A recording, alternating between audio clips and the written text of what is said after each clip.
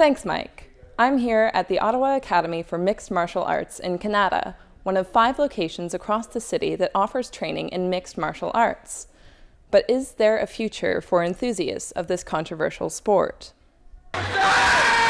Mixed martial arts, or MMA for short, has had a difficult time finding acceptance in Canada, only being decriminalized in June of 2013.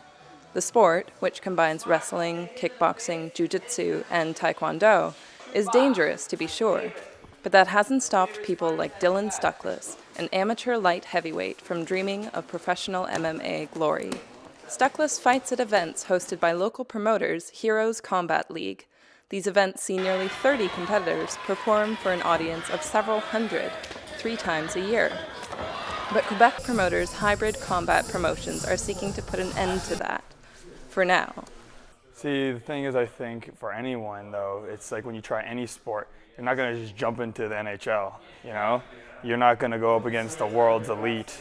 It's even like in military training, you know? They don't just throw you out on the battlefield. In Section 83 of Canada's original criminal code, it stated that pretty well any combat competition that wasn't boxing was illegal. However, in 2013, that code was amended by Bill S-209, which allowed for several other combat competitions to occur. More importantly, it gave provinces the authority to regulate those competitions.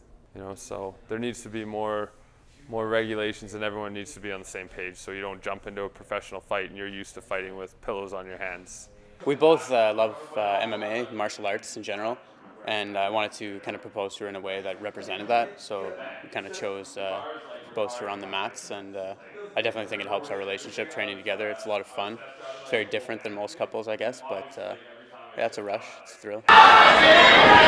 But that bill, although it included professional MMA competitions, failed to mention amateur contests. As well, the actual act of appointing an official commissioner to enforce rules and regulations was largely overlooked. Quebec promoters have therefore decided to ban all amateur competitions until a commissioner is selected and everything is explicitly legalized. But promoters in Ontario say they're doing just fine without it.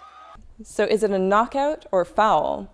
The Ontario Ministry of Tourism, Culture and Sport has left it up to local police to give their approval, which, considering that they're happily on duty at every event, it seems that amateur MMA enthusiasts will get the upper hand.